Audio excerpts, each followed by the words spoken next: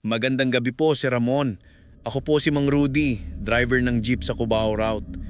25 taon na akong nagmamaneho at kung tutuusin, sanay na ako sa gabi. Sanay na sa mga lasing, sa mga pasaherong biglang natutulog sa biyahe, pati sa mga umaasang libreng sakay. Pero yung nangyari sa akin 3 taon na ang nakalipas, iba talaga.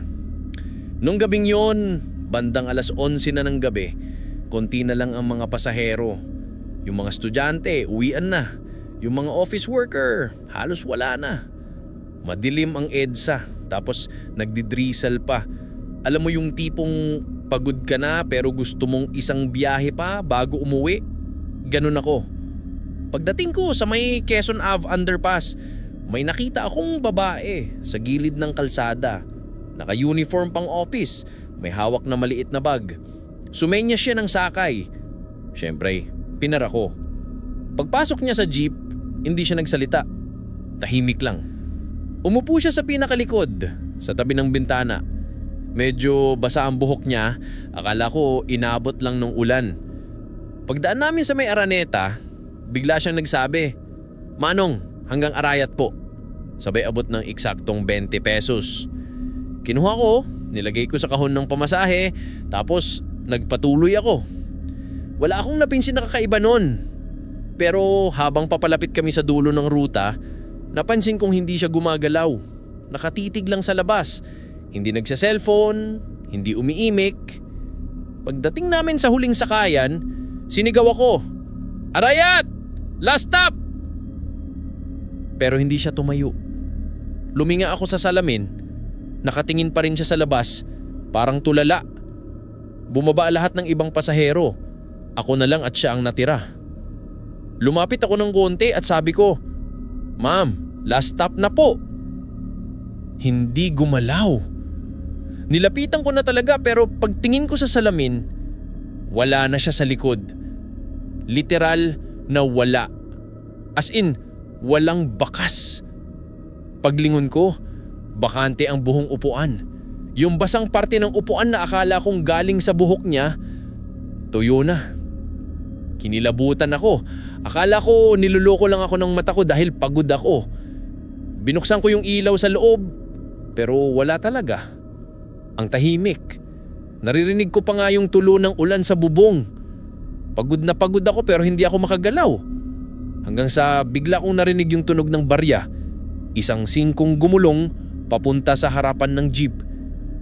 Hindi ko alam kung anong pumasok sa isip ko pero bigla akong bumaba. Lumapot ako sa guard ng terminal at tinanong ko kung may nakitang babaeng bumaba.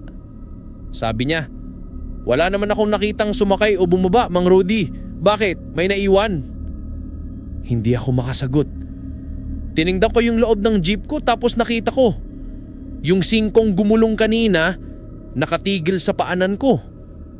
Pero hindi ordinaryong piso. Luma. Parang barya nung 1970s pa. Pag uwi ko, sinabi ko sa asawa ko.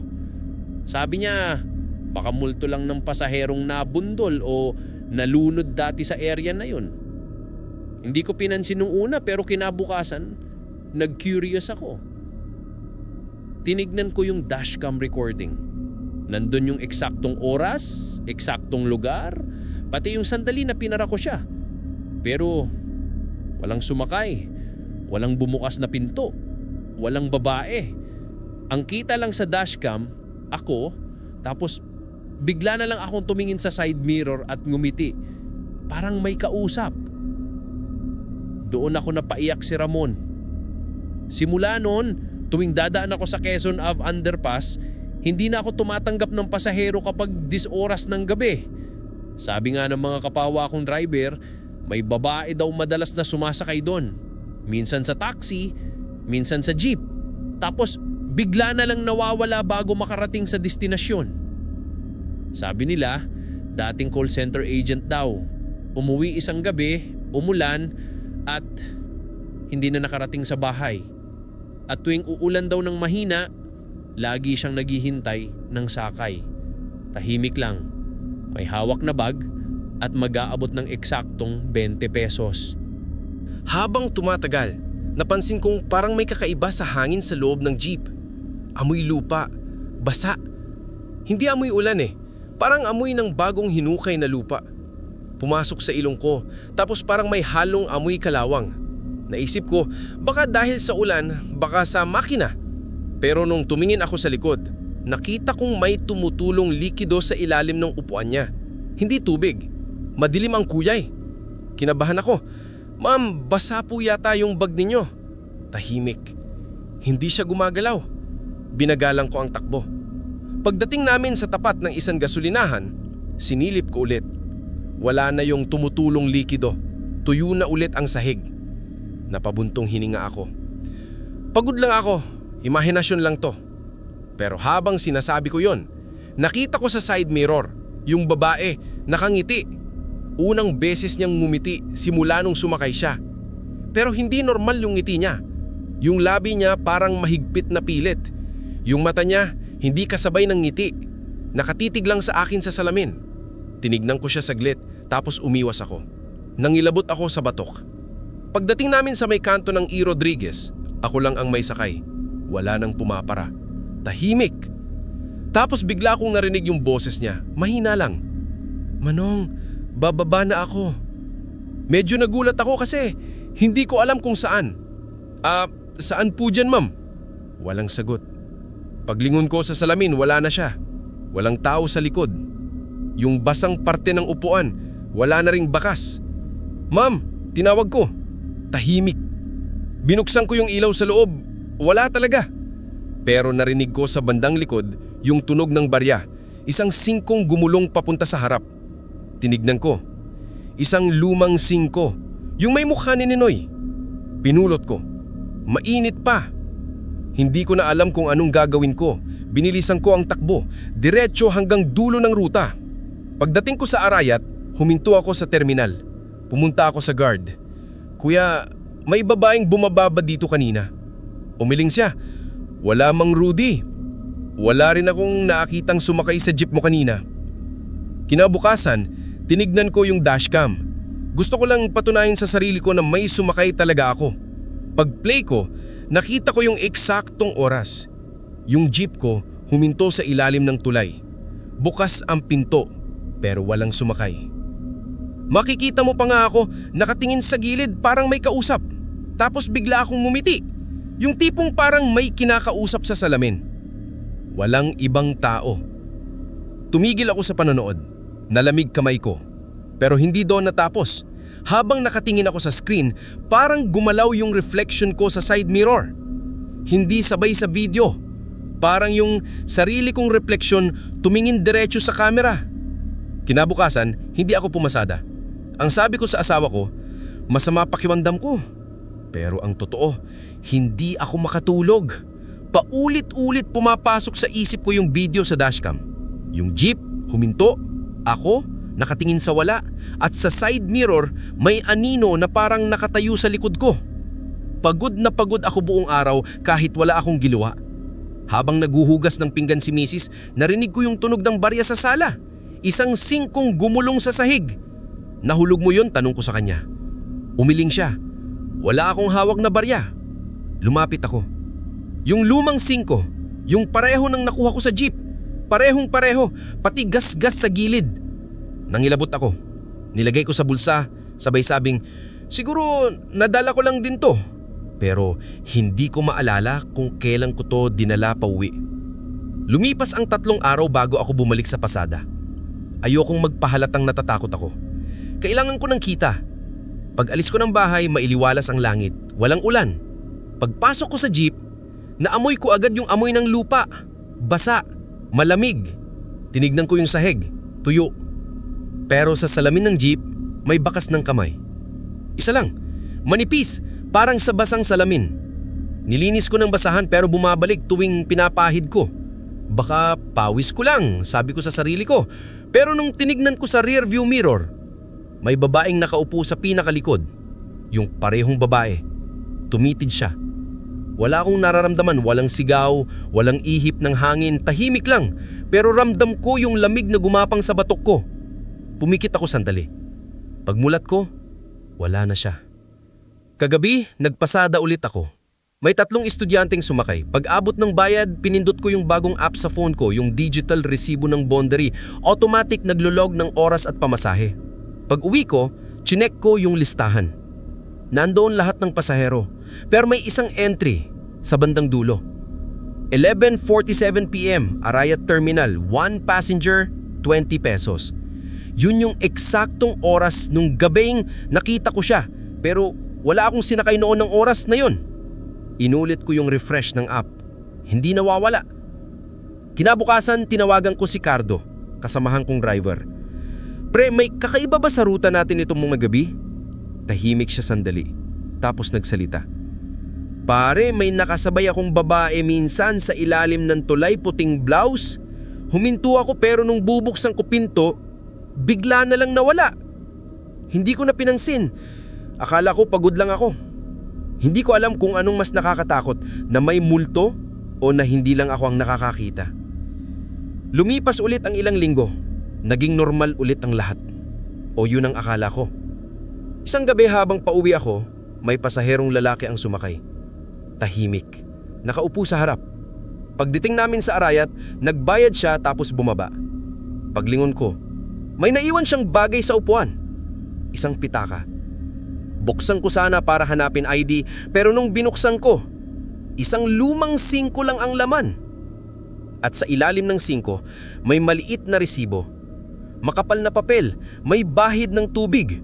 Nakasulat, Arayat, one way, 20 pesos. Passenger, Maria C. Driver, R. Santos. Date, June 17, 2004. Nabitawan ko agad dahil iyon ang pangalan ko sa ilalim. At nung 2004, kakasimula ko pa lang magmaneho. Wala pa akong dashcam, wala pa akong jeep, at higit sa lahat, wala pa akong alam sa babaeng nalunod sa ilalim ng tulay sa Quezon Avenue noong gabing iyon. Hanggang ngayon, nakapaskil pa rin sa aming terminal ang lumang pahayag ng barangay. Bawal maghintay ng pasahero sa ilalim ng tulay tuwing gabi. Delikado. Hindi nila sinasabing kung bakit. Pero kami mga driver alam namin. Tuwing umaambo na at may babaeng nakatayo sa gilid ng kalsada na basang-basa at nakaputing blouse, wala nang pumapara. Hindi dahil bastos kami, kundi dahil minsan may mga pasahero na wala sa resibo. Ako si Romy. 3 taon na akong konduktor sa jeep na bumibiyahe mula Guadalupe hanggang Sukat. Magaan lang dapat ang trabaho, singil ng pamasahe, sigaw ng bayad po, minsan kwentuhan sa pasahero. Pero pag 10 oras ng gabi, parang nag-iiba ang hangin sa pasong tamo. Tahimik, malamig, at minsan may mga lugar na parang ayaw mong daanan kahit walang dahilan. Noong gabi na yon, mag-aalas 12 na. Huling pasada namin ni Kuya Ben, ang driver. 2 na lang kaming natira sa terminal at parang gusto na rin naming umuwi. Pero may lumapit na 3 estudyante, nakaputi pa ang uniform. Kuya, sukat po, sabi nila. Sumakay sila, kaya tuloy ang biyahe. Pagdating namin sa may Skyway exit, bumaba na sila. Tahimik na ulit. Malayo-layo pa bago terminal, kaya huminga ako ng malalim. Kuya, diretso na tayo. Wala na sigurong sasanay, sabi ko. Tumanggo lang si Kuya Ben. Umulan ng mahina. Yung tipong mas naririnig mo kaysa nakikita. Nakakaantok. Pagdaan namin sa may pasong Tamo Extend, may sumenyas na babae sa gilid ng kalsada. Payong lang ang dala, nakaputing blouse. Sabi ko, Kuya, hinto muna. Pumara kami. Sumakay siya. Basa ang buhok. Tahimik. Umupo sa gitna, hindi nagsalita. Inabot niya ang 20, pero malamig na malamig ang kamay niya. Sobrang lavig, parang tubig ulan na matagal nang nakaimbak. Nilagay ko agad sa coin purse ko. Baba po saan? Tanong ko. Hindi siya sumagot. Nakatitig lang siya sa labas. Ang weird, pero baka pagod lang talaga galing trabaho. Pagdating namin sa Skyway exit, napansin kong basa na ang sahig ng jeep. Akala ko tumutulo lang ang bubong, pero tuyo naman sa paligid. Doon lang, sa ilalim ng upuan ng babae, may bakas ng tubig na may kaunting pula. Parang pinaghalong ulan at tinta. Tumingin ako sa kanya, pero nakapikit siya. Parang tulog. Pagdating sa terminal sabi ko, "May, nandito na po." Wala siyang imik. Lumapit ako para gisingin. Walang tao sa upuan. Basa lang. Basang-basa. Wala rin ang 20 sa coin purse ko. "Kuya Ben," sabi ko, "saan bumaba yung babae?" Tinignan niya ako sa salamin. "Anong babae? Wala naman tayong nasakay kanina." Akala ko nagbibiro. Pero seryoso ang mukha niya. Pinakita ko pa yung basang upuan pero sabi niya baka may tumulo lang sa bubong. Hindi na ako nagsalita. Pag uwi ko, habang naglalakad paakyat sa apartment, naamoy ko ulit yung amoy ng ulan sa loob ng jeep. Tinignan ko yung bulsa ko. May papel na nadikit sa loob. Resibo, luma, kupas at may nakasulat na Guadalupe to Sukat, 20 pesos, June 14, 1997. Paano napunta sa akin yun? Baka souvenir lang ni Kuya Ben, sabi ko sa sarili ko. Kinabukasan, hindi ako mapakali. Tinignan ko ulit yung resibo, yung petsa, 1997, 28 taon na. Pagdating ko sa terminal, tinanong ko si Aling Luz na nagtitinda ng kape, "Nay, may babae po bang sumasakay dito dati? Tagal na, mama, late 90s. Umiling siya, pero sabi, "Bakit, Romy?" Sabi ko, "Wala naman po, napanaginipan ko lang." Kinagabihan, sumama ulit ako sa pasada, mahina ulit ang ulan, tahimik ang kalsada.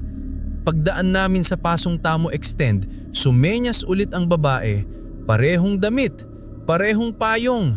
Sabi ko kay Kuya Ben, "Yan yung babae kagabi." Pero sabi niya, "Anong babae? Wala ko nakikita." Napalingon ako. Nandoon talaga siya. Nakatingin sa amin. Basang-basa. Kuminto ang jeep kahit walang apak si Kuya Ben sa preno. Tumigil ang makina. Tahimik. Ang tanging naririnig namin ay patak ng ulan sa bubong. Pagtingin ko sa labas, wala na ang babae. Pero sa windshield, may basang kamay na dumampi at unti-unting nag-iwan ng bakas ng dugo bago tuluyang nawala. Umandar ulit ang makina na parang walang nangyari. Sabi ni Kuya Ben, "Romy, tapusin na natin to ha. Huling biyahe ko to dito." At mula noon ay di na siya bumalik sa ruta. Ilang araw ang lumipas, may balita sa terminal. Nakita raw ang lumang jeep ni Mang Ben sa tabi ng ilog malapit sa sukat. Wala na siya. Sabi ng mga pulis, aksidente raw, nadulas sa kalsada. Pero ang sabi ng mga driver, may nakita silang babae sa tabi ng ilog bago dumating ang mga rescuers, nakaputing blouse, basang-basa, nakatayo lang at nakatingin sa tubig. Hanggang ngayon, tuwing dumadaan ako sa Pasong Tamo Extend, lalo na kapag umuulan, may sandaling parang may sumasabay na malamig na hangin sa likod ng jeep. Minsan naririnig ko pa, mahina lang, boses ng babae, humihingi ng pamasahe. Hindi ko na nililingon. Basta binubuksan ko yung coin purse ko at naglalagay ng 20 sa upuan para kung sakali man ay may pamasahe na siyang pauwi.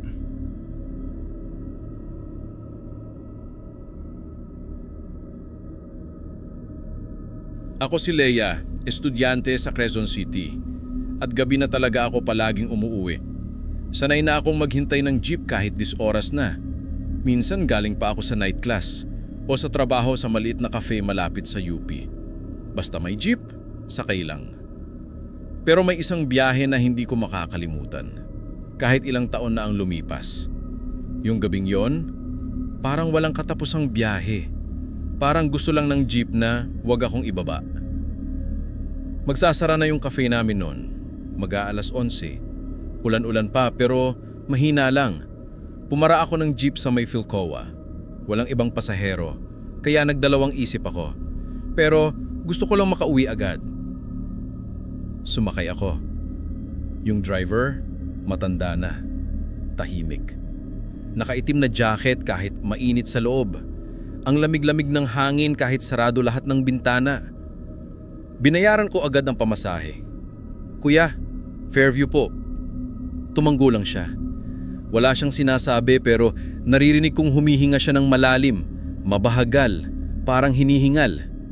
May kakaibang tunog sa makina, yung parang humuhuni, hindi normal sa jeep. Pero inisip ko lang, Luma na siguro. Habang umaandar, napansin kong dumadaan kami sa mga lugar na parang hindi ko kilala. Madalas kong ruta ito pero parang may mga kalsadang hindi ko pa nakikita dati. Sabi ko sa sarili ko, baka may bagong shortcut lang. Pagtingin ko sa orasan sa phone ko, 11:28 PM. Wala akong signal. Tumingin ako sa labas, walang ibang sasakyan, walang ilaw sa mga poste. Parang naglalakbay kami sa dilim. Paglingon ko sa likod, may dalawa ng pasahero. Hindi ko narinig sumakay. Isang lalaki, nakabarong at isang matandang babae na may hawak na plastik ng gulay. Parehong tahimik, parehong nakatingin sa labas. Nagulat ako kasi wala namang huminto kanina. Hindi ko alam kung saan sila sumakay, pero ayokong magtanong. Nagkunwari na lang akong nagte-text. Makalipas ang ilang minuto, napansin ko ulit may isa na namang bagong pasahero. Bata, mga 10 taong gulang, basa ang damit, nakayuko. May mga patak ng tubig sa sahig kung saan siya nakaupo. "Kuya, basang-basa po yung bata," sabi ko, pero hindi sumagot ang driver. Napansin kong nakatingin lang siya sa kalsada, parang wala siyang naririnig. Ang kakaiba, hindi ko marinig ang tunog ng ulan sa labas. Tahimik. Sobrang tahimik. Ang tanging naririnig ko lang ay humuhuning makina at mabagal na paghinga ng driver. Tumingin ako sa bata. Dahan-dahan siyang tumingin pabalik sa akin. Maputla ang mukha, pero yung mata niya parang wala. Parang itim lang, walang puti. Napatayo ako bigla. Napasigaw ako ng mahina, "Kuya, para po!" Pero hindi siya huminto. Mas bumilis pa nga ang takbo ng jeep. Parang ayaw huminto. Lumapit ako sa harapan. "Kuya, para po!" sigaw ko.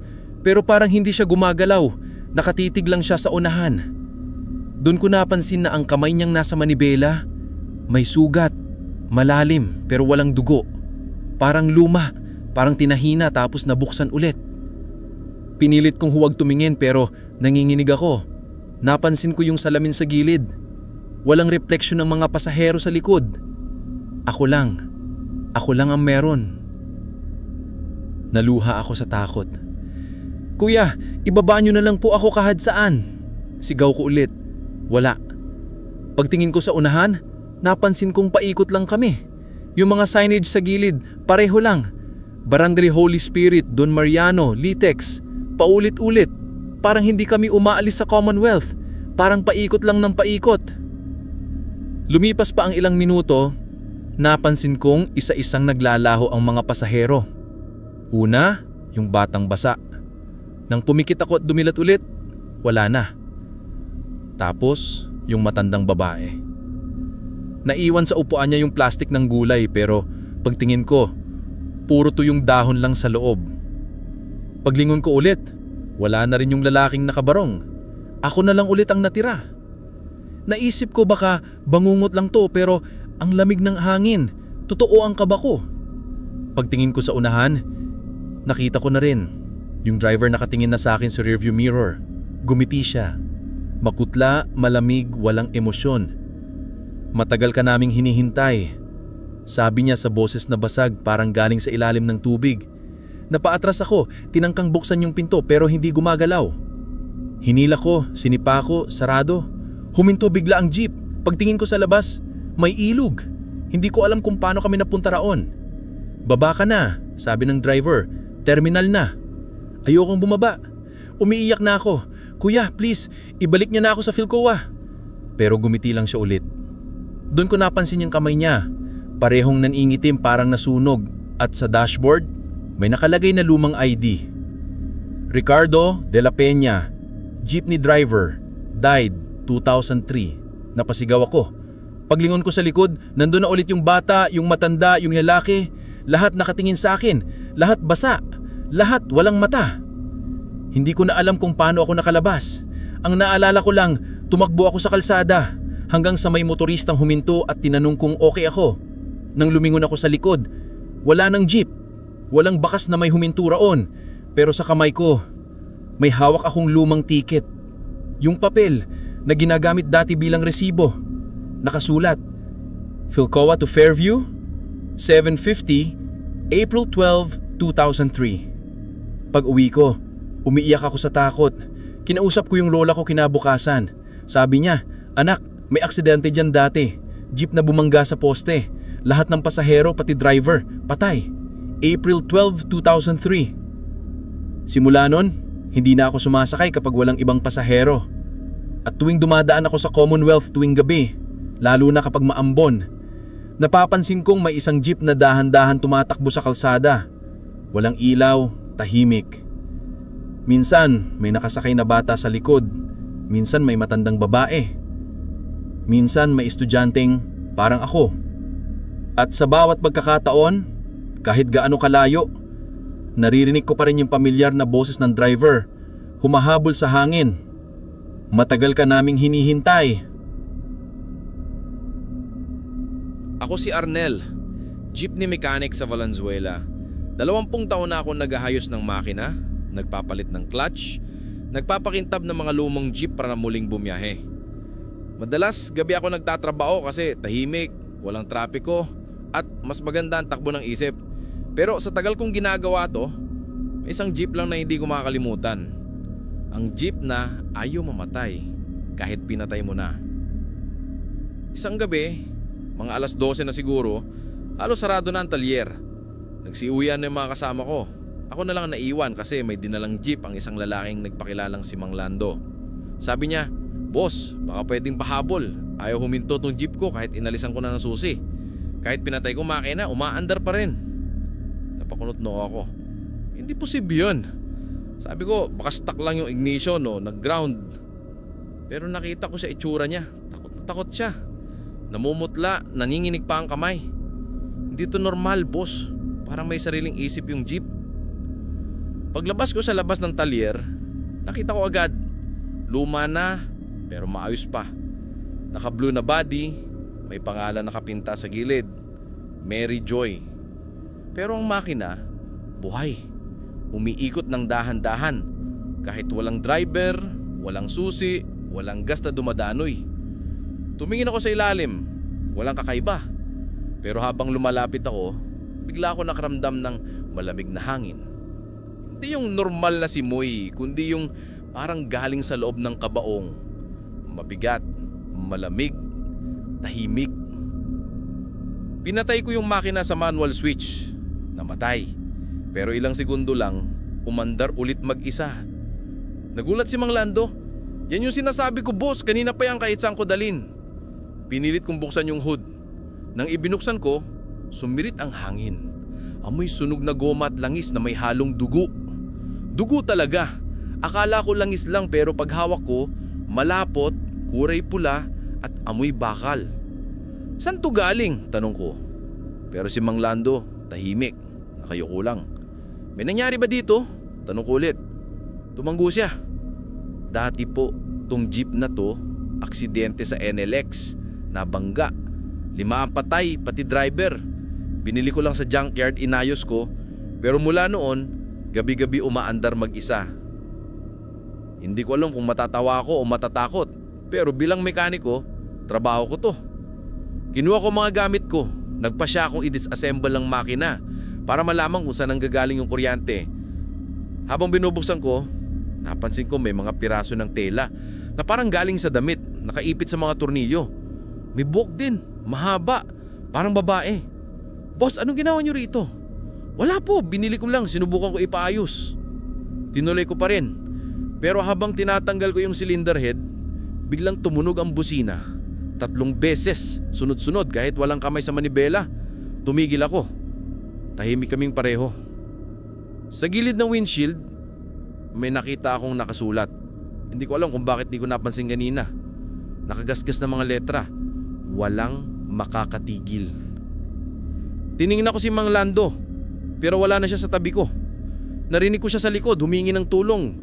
Paglingon ko, nakahiga siya sa sahig, nanginginig, nakatingin sa ilalim ng jeep. "Boss, may tao sa loob." Sinilip ko sa ilalim, wala. Pero nang gumapang ako paunti-unti, napansin ko may kamay na nakalaglag sa chassis. Puting-puti, parang bulok na. Nang kinulit ko para siguraduhin hindi halusinasyon, bigla itong gumalaw. Tumama ulo ko sa bakal sa takot.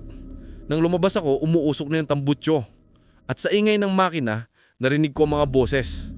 Hindi isa, kundi 5. Pabulong parang nag-uusap.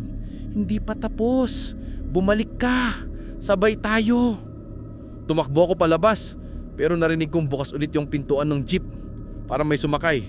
Wala akong nakita pero gumalaw yung upuan at biglang umandar ulit yung jeep nang walang driver. Arnel, tulungan mo ko! Sigaw na Mang Lando. Tinangka niyang harangin pero bumangga siya at natapon sa gilid. Umuusok at tumakbo yung jeep palabas ng talyer. Diretso sa kalsada. Narinig ko yung tunog hanggang sa mawala sa dilim. Nang dumating ang mga pulis kinabukasan, nakita nila si Mang Lando.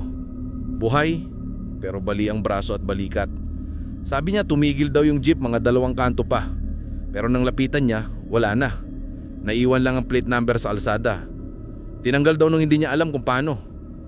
Ang sabi ng pulis, hindi raw nakarehistro yung jeep na Mary Joy. Nawasak daw yung unit na yun noong 2011. Nasunog matapos ang aksidente. Hindi pwedeng buhay pa yon. Simula noon sinarado ko yung talyer tuwing 9:00. Pero minsan kapag gabi, habang nag-aayos ako ng ibang jeep, narinig ko yung pamilyar na tunog ng makina sa labas. Parehong huni, parehong tempo, parang humihinga. Minsan may sumisilip sa bintana ng talyer, babae, nakaitim, nakangiti. Isang gabi iniwan kong bukas yung pintuan ng talyer kasi nagmamadali akong umuwi. Pagbalik ko kinabukasan, may mga bakas ng gulong papasok. Walang yupi, walang nasira, pero sa gitna ng sahig may markang hindi ko maalis. Kahit anong kuskus, kulay pula, hugis kamay. Hanggang ngayon tuwing naririnig ko yung tunog ng lumang makina sa labas ng shop, hindi ko na tinitingnan. Kasi alam ko, hindi lahat ng umaandar ay buhay at hindi lahat ng pinapatay ay handang huminto. Ako si Lito. 2 dekada na akong dispatcher sa Baclaran. Hindi ako sikat pero halos lahat ng driver doon kilala ako. Ako yung tipo ng tao na kahit madaling araw pa andun na. Sumisigaw, kumukuha ng pasahero, nag-aabot ng boundary. Luma ng mga jeep, iba-ibang driver, iba-ibang ugali. Pero lahat pare-parehong may kwento. At may isa na sana hindi ko na lang narinig. Nung gabing yun, kalalampas lang ng 11:00. Paupa na ang mga pasahero. Marami sa mga driver, tapos na. Ako naman, nakatamday sa gilid, nagkakape sa tabi ng karinderya ni Aling Baby. Umuulan ng mahina. Sa totoo lang, tahimik ang Baclaran pag ganyang oras. Yung ingay ng araw, napapalitan ng halakhak ng mga lasing at tunog ng mga truck sa highway.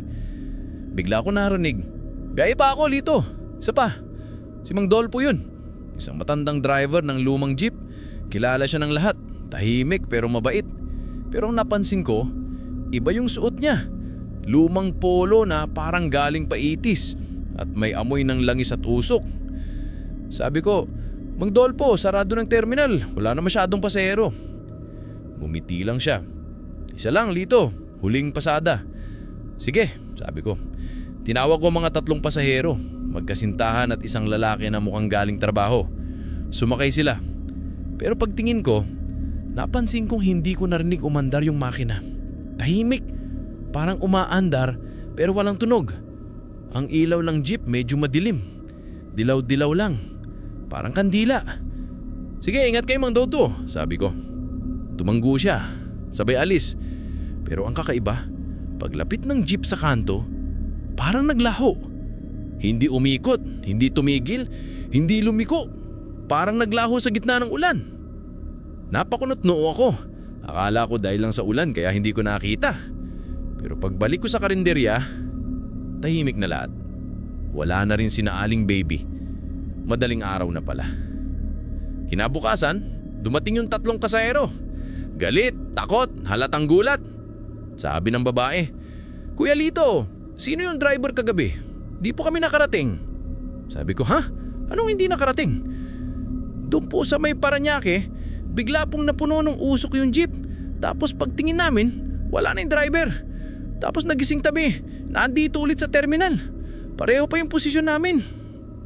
Napatahimik ako. Baka nananaginip lang kayo. Pero nagkatiginan sila. "Di kuya, pare-pareho kami nang nakita. Yung driver, parang bulok na yung balat tapos amoy gasolina." Kinilabutan ako. Agad kong tinanong sa mga kasamahan ko kung nakita nila si Mang Dolpo kagabi. Umiling silang lahat. Si Mang Dolpo? Lito, patay na yun! Ha? Oo, 2012 pa yun, aksidente sa Roxas Boulevard. Sumabog yung jeep niya habang naglagare. Lahat ng sakay patay. Hindi ako makapaniwala. Baka nagkamali lang sila. Pero pag uwi ko, dumaan ako sa Baclaran Church. Nagdasal. Sa may likod ng simbahan may maliit na memorial. Mga litrato ng mga nasunog na jeep. Nandun isa. Blue at puti. Nakapintura sa gilid. Mary Joy. Operator D. Santos. Naalala ko agad. Yun yung jeep na ni-refurbish daw dati ni Mang Dolpo. Parehong jeep na sinabi ni Arnel. Yung ayaw patayin. Simula noon hindi na ako nag-overtime. Pero minsan pag madaling araw, narinig ko ulit ang boses ni Mang Dolpo. Lito! Isa pa! Paglingon ako, may nakaparadang jeep sa dulo ng terminal. Walang ilaw, walang driver pero mahining umaandar.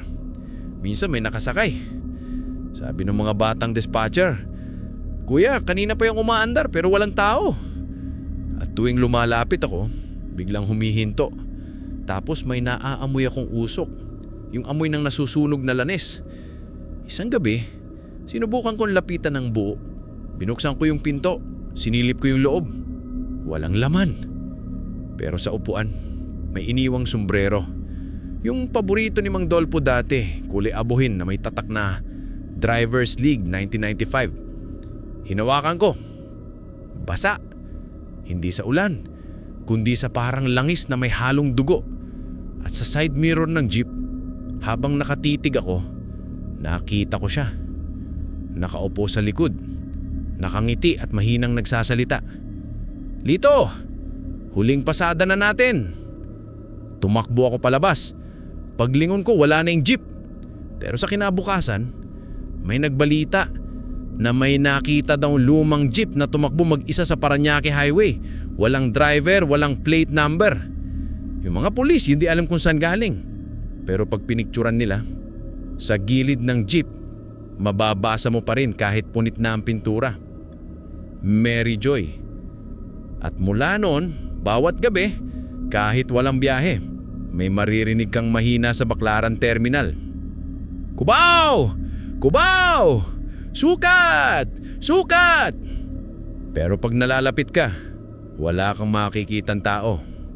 Tanging jeep nang umaandar mag-isa, nag-aabang ng pasahero sa ulan. Ako si Carla, third year college sa Batangas City. Araw-araw kami nagko-commute papasok ng campus. Sabay-sabay kami ng barkada kong sina Nika, Paulo at Renz. Sanay na kami sa biyahe. Amoy gasolina, siksikan, tawanan, kahit traffic. Pero isang gabi, pagkatapos ng midterms namin, sumabay kami sa jeep na sana hindi namin sinakyan. Mga 8:00 na ng gabi yon. Sarado na karamihan ng tindahan sa Grand Terminal. Ulan, ambon-ambon lang. Sumakay kami sa jeep papuntang Alangilan. Walang laman maliban sa driver na medyo matanda at isang babaeng nakaputi sa dulo. Tahimik. May lumang sticker sa harap. Halos burado na pero nabasa ko pa. Mary Joy, Operator D. Santos. Sabi ni Nika, "Uy, cute yung pangalan ng jeep, Mary Joy oh." Biro lang pero may kakaibang kilabot sa likod ng tawa ko. Parang narinig ko na yung pangalan na yun dati sa YouTube o sa mga kwento ng mga driver. Habang umaandar, napansin naming walang ibang jeep sa kalsada. Kahit karaniwan mo traffic sa oras na yun. Ang ilaw sa loob, dilaw at mahina. Parang lumulutang. Pagdaan namin sa banda ng bridge, biglang lumamig. Si Paulo pa nga nagbiro, "Aircon ba to kuya?" Hindi sumagot yung driver. Nung bandang halfway, nagsimula yung amoy. Gasolina na may halong sunog na goma. Inakala namin leak lang. Pero habang tumatagal, mas nagiging matindi. Parang amoy nung nasunog na tela. Si Renz ang unang nakapansin. May marka sa salamin ng jeep. Parang kamay na may dugo. Akala namin basang putik lang. Pero paglapit, hindi na maalis. Sabay kaming napatingin sa driver. Nakatingin lang siya sa kalsada. tuwid, walang kibo. Pero sa rear view mirror, nakita namin nakangiti siya. Hindi yung normal lang ngiti, yung nakapako lang ang labi pero walang buhay na mata. "Kuya, dito na po." Walang sumagot. Inulit na Nika ng mas malakas. Tahimik. Hindi bumabagal ang jeep. Tumingin kami sa labas. Pareho pa rin ang dinadaanan. Yung bridge. Paulit-ulit. Ilang minuto ng ganon. Paikot-ikot. Pagtingin ko sa oras, 8:45 pa rin. Hindi gumagalaw. "Renz, tingnan mo yung driver." Pagsilip niya, wala na doon. Wala na rin yung babae sa likod. Pero naririnig pa namin yung makina. Tumatakbo pa rin. Sumigaw si Paulo at binuksan yung pinto. Tumalon kami sa gitna ng ulan. Paglingon namin, wala na yung jeep. Walang ilaw, walang tunog. Parang hindi nag-exist. Nang makabalik kami sa terminal, basang-basa, hinanap namin yung dispatcher. "Kuya, may jeep po na Mary Joy kanina, blue yung pintura." Napatingin siya sa amin na parang may alam. "Mary Joy? Huwag kayang magbiro. Wala nang jeep na ganun dito. Nasunog na yung unit noong 2011. 3 estudyante ang masama." Tahimik kaming 4. Parehong-pareho yung kwento, 3 estudyante. Tumingin ako sa mga kaibigan ko, 4 kami pag-aakyat sa jeep. Pero pagbilang ko ulit, 3 na lang kami. "Nasaan si Renz?" tanong ko. Wala nang sumagot. Sabi ni Nika, "Kanina pa siyang nauna, baka umuwi na." Pero hindi ko makalimutan yung eksaktong posisyon namin sa jeep. Si Renz yun eh, nakaupo sa dulo, katapat ng babaeng nakaputi. Kinabukasan, wala pa ring text or chat si Renz. Nang pumunta kami sa bahay nila, sabi ng nanay niya, "Di ba kasama niyo siya nung isang gabi? Hindi pa umuwi mula Martes. Ang araw ngayon, Huwebes." Pagbalik namin sa terminal, may pulis. May nakita daw jeep na lumubog sa ilog sa may labasan ng Alangilan. Walang plaka, walang driver, pero may nakasangit sa upuan sa loob. Isang lumang ID. Batangas State University, Renz T. Alcantara, BS Engineering. Ngayon bawat biyahe namin, paggagabi na, may laging bakanting upuan sa likod namin. At minsan kapag umuulan, may nakikita kaming refleksyon sa bintana. Si Renz. Nakangiti, basang-basa, at sa t-shirt niya, nakadikit pa ang patch ng pinturang asul na may pangalang Mary Joy.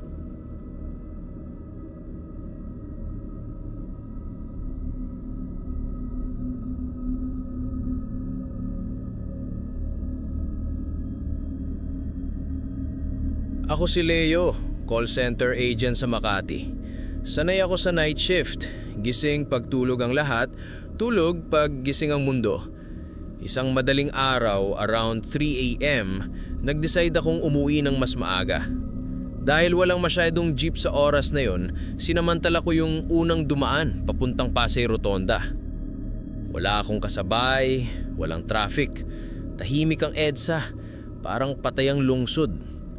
Sumakay ako sa isang jeep na puting-puti, parang bagong pintura. Walang pangalan, walang sticker, walang kahit anong disenyo. Pati plaka, wala. Ang driver, nakasuot ng puting long sleeves, maayos, pero may suot na makapal na gloves kahit 10 oras ng gabi. "Pasek po kuya," sabi ko. Tumango lang siya, di nagsalita. Habang umaandar kami, parang ang linis ng loob. Walang kalat, walang sticker ng banda, walang sign na "God knows who does not pay." Walang kahit ano. Parang masyadong bago para maging totoo. Ang kakaiba lang, sa salamin ng likod, nakasulat ng marker, "Walang libra dito." Nilapitan ko yung driver para abutan ng pamasahe. Pero nang ilapit ko yung kamay ko, biglang sumenya siya gamit yung salamin. Pigilan. "Wag na daw?" tanong ko. Tahimik lang. Wala akong marinig kundi yung makina at yung mahinang ugong ng hangin sa loob. Lumampas kami sa ilang kanto. Napansin kong walang ibang sasakyan. Walang ilaw, kahit mga poste parang pinatay. Nag-check ako ng oras sa phone. 3:15 AM pero nawala yung signal. Paglingon ko sa likod, may mga pasahero na. 3. Hindi ko naramdaman sumakay. Lahat sila nakatingin sa sahig. Isa nakayuko, isa nakasandal sa bintana, isa parang tulog. Pero sa ilalim ng ilaw ng jeep, may napansin akong kakaiba sa mga paa nila. Wala. Walang anino, walang sapatos. Napakapit ako sa bakal. "Kuya, para po dito," sabi ko. Hindi bumagal yung jeep. Tumingin ako sa driver pero hindi ko na makita yung mukha niya sa rearview mirror. Parang nilamon nung dilim. Sumigaw ako, "Kuya, para na!" Biglang huminto. Nalaglag ako halos sa sahig pero nakalabas din. Paglingon ko, wala na yung jeep. Pero narinig ko pa rin yung ugong ng makina sa tenga ko. Parang nandyan lang sa paligid. Pag uwi ko, binuksan ko ang wallet ko para ilabas yung pamasahe na di ko nabigay. Pero sa halip na barya, may nakasiksik na lumang 5 piso. Yung pilak, yung wala na ngayon. At sa likod nun, may ukit. Binayaran mo na. Kinabukasan, sa pantry, nagkwento ako sa katrabaho ko si Jay. Natahimik siya. "Leo, anong oras ka sumakay?" "Mga 3 AM. Bakit?" "May kwento yan bro. Jeep daw na kulay puti.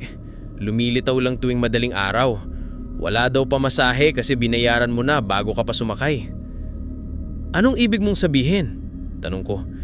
"Yung jeep na yun," sabi niya. "Hinahatid lang yun yung mga dapat di pang umuwi." Pag-uwi ko ulit kinagabihan, sa may kanto ng Buendia, nakita ko ulit yung jeep na puti. Kinikislap ang ilaw. Parang inaanyayahang akong sumakay. Pero ang driver, ngayon, wala nang gloves at yung kamay niya, itim. Parang sunog at may marka ng 5 piso sa palad.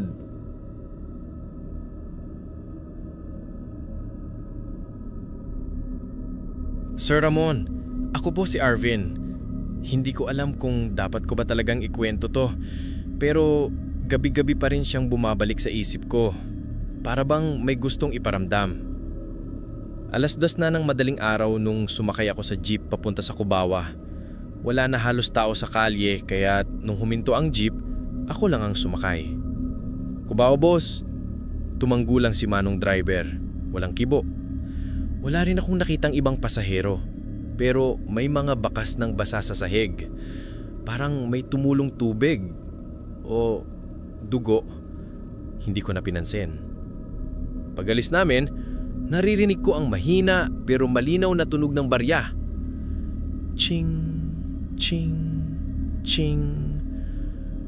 Parang may nagbabayad. Pero wala namang tao sa loob maliban sa akin. "Boss, may kasama po ba tayong sumakay?" tanong ko. Hindi siya sumagot. Tumingin lang sa side mirror. Sabay sabi, "Wala yan. Sanay ka lang." Napalunok ako. "Saan na po?" "Sa mga di mo dapat pinapansin." Pagdaan namin sa EDSA, biglang umambon. Tumulo ang ulan sa bintana. Pero may isang aninong sumabay sa amin sa gilid ng jeep. Parang may nakatayo lang sa kalsada. Nakatingin. Habang umaandar kami, nasa parehong pwesto lang siya. Hindi siya lumalayo. Hindi rin lumalapit. Bumilis ang takbo ni Manong. Halos sumayod na sa bangketa. "Boss, may problema po ba?" Hindi siya sumagot ulit. Nakapako lang ang mga mata sa daan. Hanggang sa marinig ko ang tunog ng paghinto ng jeep. Ik! Huminto kami sa isang sakayan. Pero wala nang tao. Sarado na lahat ng tindahan. Bumaba ako para sanang magyusi habang binibilang ni Manong ang sukli. Paglingon ko, may jeep na papalapit. Kasing modelo ng sinasakyan ko. Parehong kulay, parehong plaka. Ang kaibahan lang, may mga pasaherong nakasilip sa loob. Purong mapuputla, may dugong dumadaloy sa leeg. At lahat sila nakatingin sa akin. Napaatras ako. "Boss, may..." Pagharap ko, wala na si Manong. Nakaandar na ulit yung jeep niya. Iniwan ako ron. Narinig ko pa rin ang paglapit ng kabilang jeep. Bumagal ito sa harapan ko. At mula sa loob, may boses na bumubulong. Matagal naming hinihintay kang. Nang tinginan ko sa gilid, nakita ko sa tapat ng salamin ng mukha ko. Nakaupo sa loob ng jeep, kasama nila. Hanggang ngayon, Sir Ramon, hindi ko alam kung anong nangyari. Sabi ng mga pulis, natagpuan daw nila yung katawan ng isang driver at pasahero ilang kanto lang mula sa kubawa. Parero kami walang sugat, pero parang namatay sa takot. Minsan, tuwing madaling araw, naririnig ko ulit yung tunog ng barya sa labas ng apartment ko. Ching, ching, ching. Para bang may jeep na humihinto at may nag-aabang na pasahero.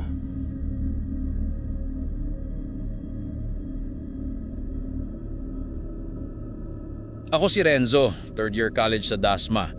Umuwi ako tuwing Sabado ng gabi galing Tagaytay dahil may part-time ako sa isang maliit na cafe doon. Madaling araw na halos ako nakarauwi, mga 11:30 PM o minsan pasado 1:00 dahil bihira na ang jeep pa Dasma kapag gabi. Isang beses, inaabot ako ng malakas na ulan. Nasa may rotonda ako ng Tagaytay at halos wala ng jeep na dumadaan. May isa na lang na papunta raw Dasma, medyo luma, kulay dilaw, pero mukhang okay pa. Sumakay ako agad. Ako lang yung pasahero. Dasma po, sabi ko. Dasma. Oo anak, aabot tayo dun, sabi ng driver. Boses niya mababa, parang garalgal pero mabait ang tono. Habang umaandar kami, sobrang kapal ng fog. Hindi mo na makita yung ilaw ng mga poste, kahit yung headlights ng jeep halos hindi na rin makita. Walang ibang sasakyan, parang kami lang nasa kalsada eh. Nang lumalim pa yung fog, may biglang lumitaw na 3 pasahero sa gilid ng daan. Sumenya sila, pinara ng driver, sumakay. Lahat sila tahimik, isang matandang babae, isang lalaki na nakaitim at isang batang babae na may hawak na stuffed toy. Tahimik lang ang biyahe. Pero yung napansin ko, tuwing lumiliko kami parang humahaba yung daan. Yung mga landmark na madalas kong makita, yung tindaan ng bulalo, yung gasolinahan, yung signage ng Mendez, wala. Parang iba yung ruta. Kuya, saan po tayo dadaan? Shortcut lang ito anak, malapit na, sabi niya. Napatingin ako sa salamin. Nakatingin pala yung matandang babae sa akin. Walang 13 sa muka. Maputla, parang papel. Ngumiti siya ng bahagya. Hindi ka taga rito ano? Tanong niya. Taga Dasma po. Malayo pa tayo, sabi niya. Sabay lingon sa labas ng bintana na puro puti lang. Fog na sobrang kapal na parang ulap. May kumalabog sa bubong. Parang may bumagsak. Napatingin ako sa driver pero parang walang narinig. Tumingala ako. May anino. Parang paa ng tao. Sinubukan kong sumigaw pero wala. Biglang kumalansing yung mga barya sa kaha. Tumigil sandali yung jeep. Baba muna tayo anak, nasira yata yung ilaw. Pagbukas ng pinto, bumungad yung fog. Mas makapal pa. Nilamon ng lamig yung balat ko. Tinignan ko yung paligid. Puro puti. At nang napansin kong wala na yung 3 pasahero sa loob, doon ko lang napansin na pati yung kalsada, wala. Puro puti. Walang dulo, walang simula. Kuya! Tawag ko pero wala siyang sagot. Tiningnan ko yung upuan ng driver, bakante. Pero umiilaw pa rin yung makina at umaandar ang jeep. Hinawakan ko yung bakal, nanginginig. Kuya! Sigaw ko ulit. May bumulong sa tainga ko. Saan mo gustong bumaba? Lumingon ako. Walang tao. Pero yung 3 pasahero, nakaupo ulit sa pinakalikod. Hindi sila gumagalaw pero yung ulo nila sabay-sabay lumingon sa akin. Tapos yung batang babae biglang nagsalita, sabay tinuro yung labas. Diyan tayo lahat bumababa. Sinilip ko. Walang kalsada. Walang lupa. Parang bangin. Pero sa ilalim, hindi itim. Puro liwanag. Kumikislap. Bumaba ka na, sabi ng matanda. Hindi pa oras mo pero kapag sumobra ka, di ka na makakabalik. Napatras ako. Ano pong ibig niyong sabihin? Hindi lahat ng jeep patungong Dasma ay galing Tagaytay. Ang iba mula sa kabila. Biglang bumigat yung hangin. Lumingon ako at andun na ulit yung driver. Ngumiti siya pero wala na yung mata. Babalik kita anak, pero tandaan mo, huwag kang sasakay ng jeep kapag nakabalot sa ulap ang daan. Pagmulat ko, nasa may Mendez Crossing na ako. Umaga na. Sarado pa yung mga tindahan. Pero yung jeep na sinakyan ko, nakaparada sa tapat. Kalawang nin, sirang-sira. Parang hindi na umaandar ng taon. Sa gilid ng pinto, may sulat na nakaukit sa lumang pintura. Ang mga naiiwan, sinusundo.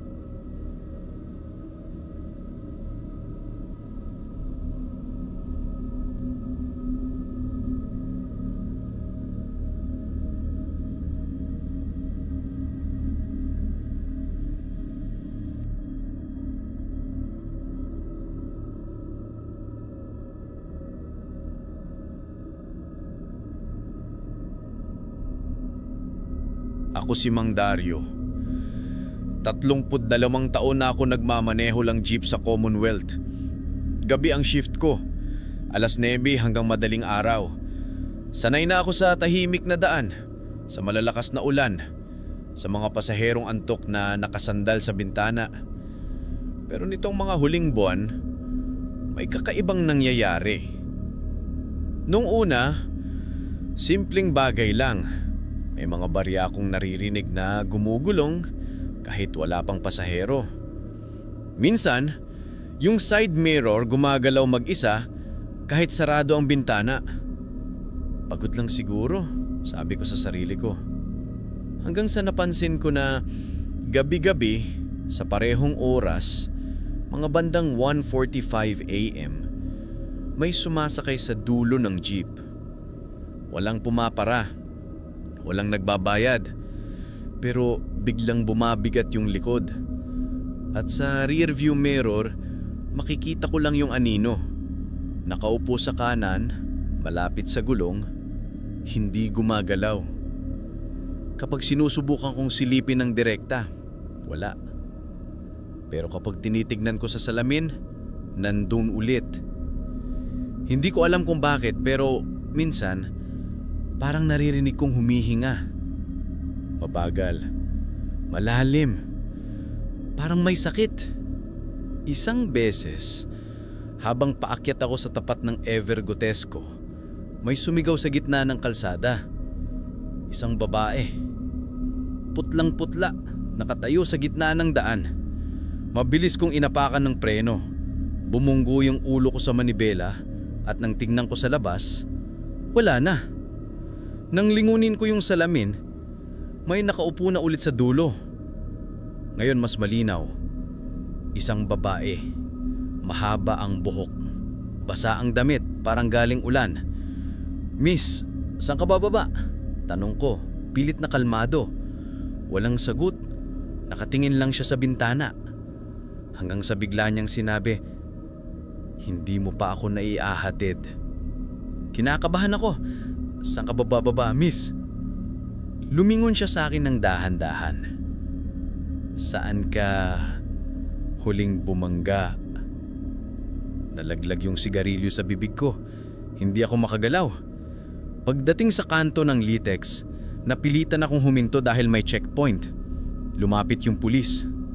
"Kuya, mag-isa ka lang ba?" "Oo po," sagot ko. "Sigurado ka? Kanina pa namin napapansin na may nakasakay sa dulo."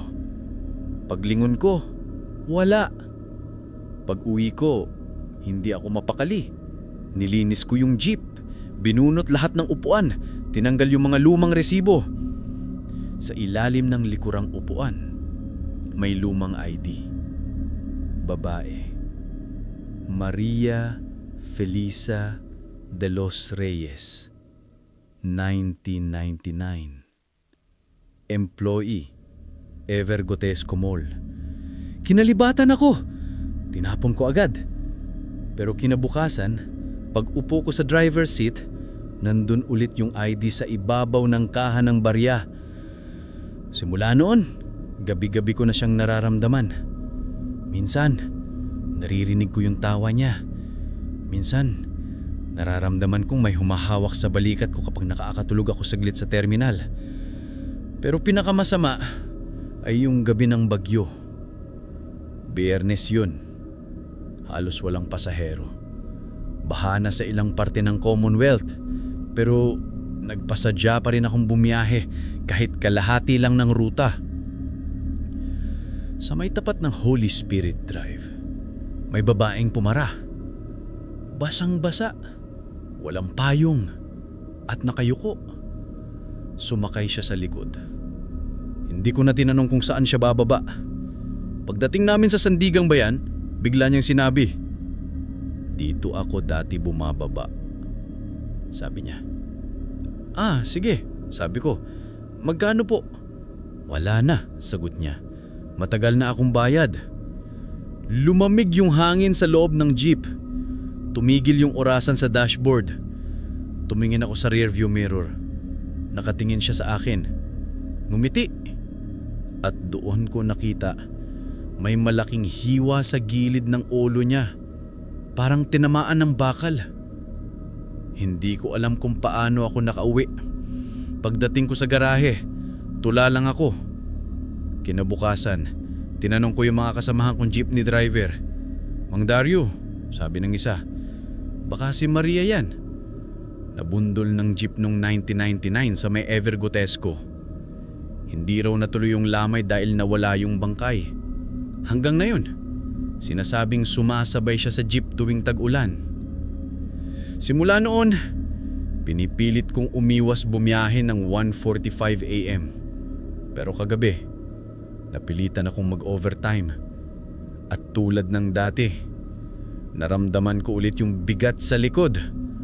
Wala akong lakas lumingon, pero narinig kong may bumulong. "Hindi mo pa rin ako naihahatid, Dario." Pagkatapos nun, biglang umandar mag-isa yung jeep kahit wala akong apak sa silinyador. Yung manibela, gumagalaw mag-isa. Tapos, yung manibela gumagalaw mag-isa. Hindi ko na maramdaman yung mga kamay ko sa lamig. "Maria, tama na," sabi ko mahina, halos pabulong. Pero mas bumilis lang yung takbo ng jeep. Lumampas kami sa checkpoint, sa mga ilaw ng poste na umiilaw, namamatay, umiilaw ulit. Yung paligid, parang nagiging pamilyar pero sabay ibang-iba. Mga karatala na baliktad, mga tindahang sarado pero may mga taong nakatayo sa loob, nakatingin lang sa amin habang dumadaan.